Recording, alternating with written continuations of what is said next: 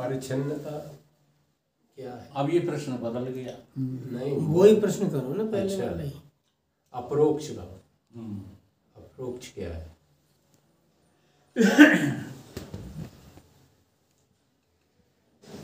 अपरोक्ष को समझने के लिए पहले आपको प्रत्यक्ष शब्द को और परोक्ष शब्द को समझना पड़ेगा।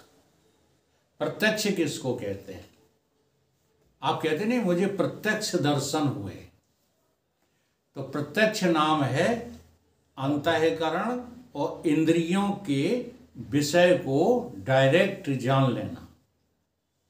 आप इंद्रियों के द्वारा जो कुछ देख रहे हैं, जो कुछ सुन रहे हैं, जो कुछ सूंघ रहे हैं, चख रहे हैं, छू रहे हैं, ये सब क्या है? प्रत्यक्ष ज्ञान है। समझ में आ रही है आप लोगों को बात? नहीं आ रही? नहीं आ रहे। नहीं आ रही। इसका नाम क्या है? प्रत्यक्ष ज्ञान। अगर आपके पास इंद्रियां ना हो तो आपको प्रत्यक्ष ज्ञान नहीं हो सकता। आप कहोगे कि अंधेरे के पास आंख नहीं है फिर भी उसको प्रत्यक्ष ज्ञान होता है। तो उसको जो प्रत्यक्ष ज्ञान होता है वो कान के द्वारा होता है, नाक के द्वारा होता है, रसना के द्वारा होता है, त्वचा के द्वारा होता है। वो भी प्रत्यक्ष है, क्योंकि एक ही इंद्री तो नहीं है अंधेरे के पास, ध्यान देना। बाकी चार तो हैं, और इतनी वो चार पक्की हो जाती एक इंद्री न रहने से कि जितना अंधेरे को ज्ञान होने लगता है उतना आंख वाले को नहीं हो पाता। उसका एक हम प्रत्यक्ष उदाहरण भी बताएं। देखो यहाँ भी प्रत्यक्ष शब्द आया क्योंकि वो उदाहरण मेरा देखा हुआ है। एक बार पुरानी गढ़िया में बैठे थे तो अंधेरे बाबा भी बैठे थे वहाँ। किसी ने जो है एक गोल गोल आकार की चीज ऐसी गोली सी दी आकर और पूछा कि बताओ आप लोग ये गोल गोल चीज क्या है। मेरे पास भी आई हूँ, मैंने भी जो है देखा, टटोया, सूंघा, पता नहीं चला कुछ। आप भी थे क्या मेरे पास? इस घटना पे आप थे? नहीं।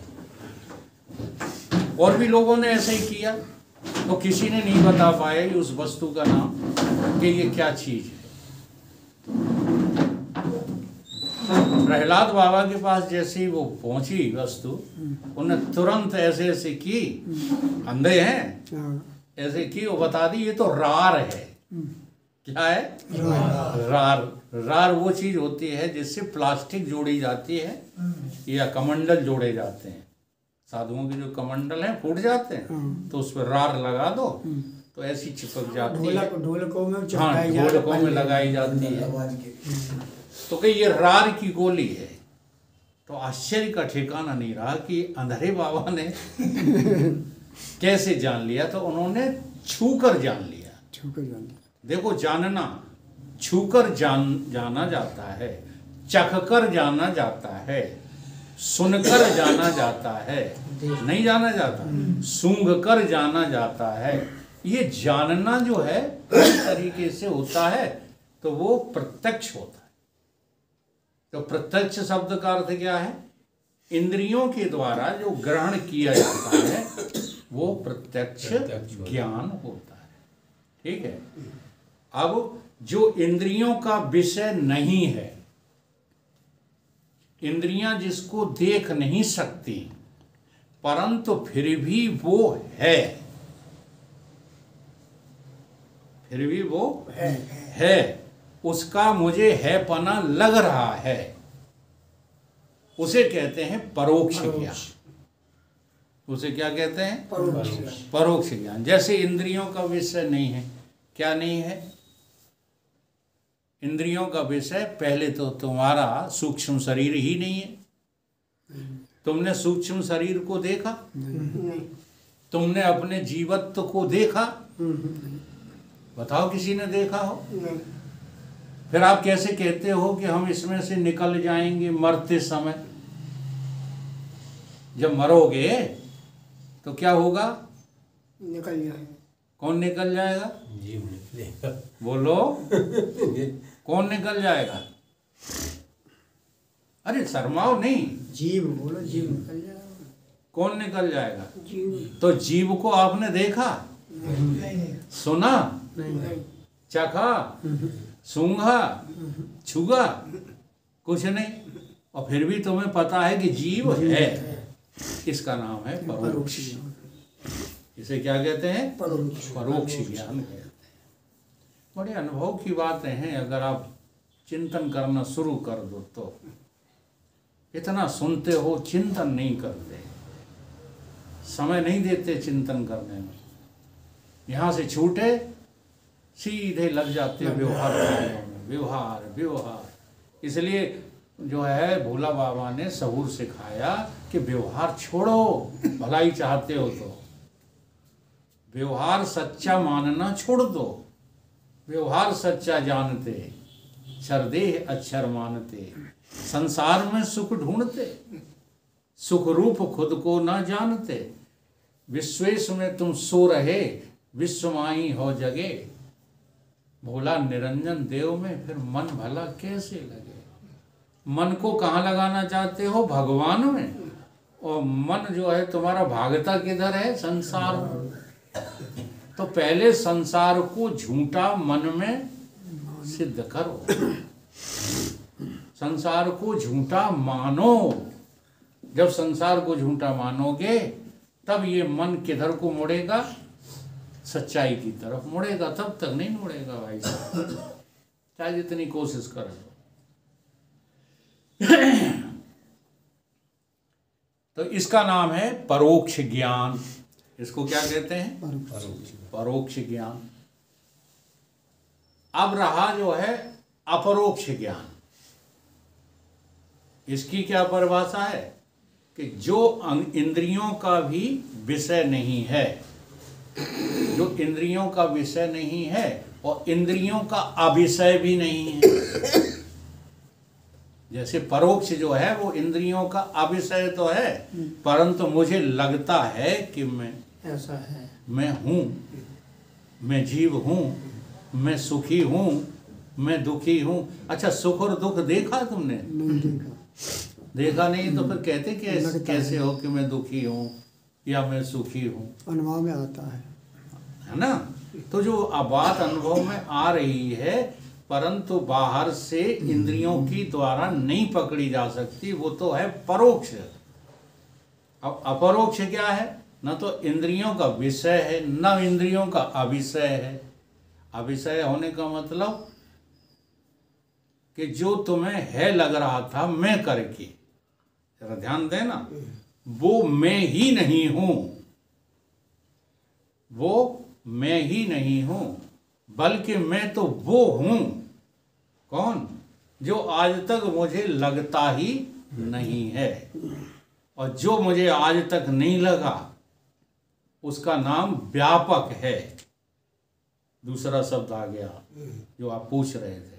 और जो मुझे अपनी मैं लगती है, चाहे प्रत्यक्ष में लगे चाहे परोक्ष में लगे, वो जो मुझे अपनी में लगती है और उसका जो है नाम है परिच्छिन्नता। क्या है? परिच्छिन्नता। परिच्छिन्नता माने सीमितता।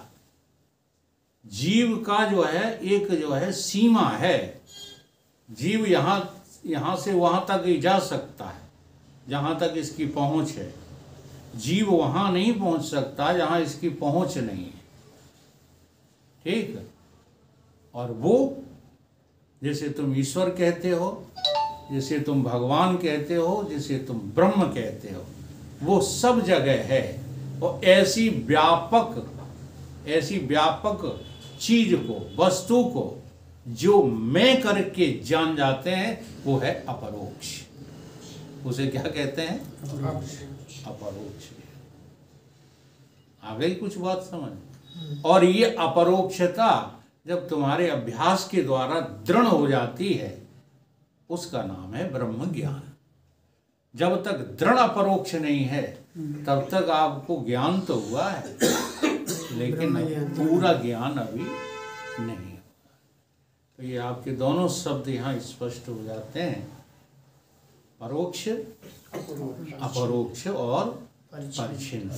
परिच्छिन्नता का सीधा अर्थ है सीमित। ये शरीर जो है परिच्छिन्न है, मन, बुद्धि, चित्त, अहंकार ये क्या है? परिच्छिन्न है। प्राण आदि सब कुछ क्या है? परिच्छिन्न है, एक सीमा में है। तुम्हारा मन कहाँ तक जा सकता बताओ? तो कोई सीमा ही नहीं है। नहीं, सीमा कैसे नहीं? अब देखो, सीमा नहीं तो आपके मन को हम कहते हैं कि चले जाओ सीतापुर, जाके दिखाओ। जो जगह देखिए देखा नहीं है वहाँ। हाँ, बात समझा करो। मन की परिच्छिन्नता क्या है कि इंद्रियों के द्वारा जो अनुभव हुआ है मन को, बस मन वहीं तक जा सकता है, इससे ज्यादा नहीं जा सकता है। लेकिन आत्मा बताओ कहाँ नहीं? इसलिए आत्मा व्यापक है और मन परिच्छिन्न है। और मन की अपेक्षा तन जो है बहुत ज्यादा परिच्छिन्न है, और तन की अपेक्षा रोटी बहुत ज्यादा परिच्छिन्न है। तो परिच्छिन्नता ये जो है नीचे को बढ़ती जाती है, और आप छोटी छोटी परिच्छिन्नता में बंध गए हो कि नहीं बंध गए? कोई रोटी में बंधा है तो कोई लंगोटी में बंधा है, कोई चोटी में बंधा है, कोई सपोटी में बंधा है, सब बंधे ही तो हैं। इस बंधन का त्याग करना, जहाँ जहाँ बंधे हो वहाँ वहाँ से क्रम से हटना सीखो। ये सब बंधन है।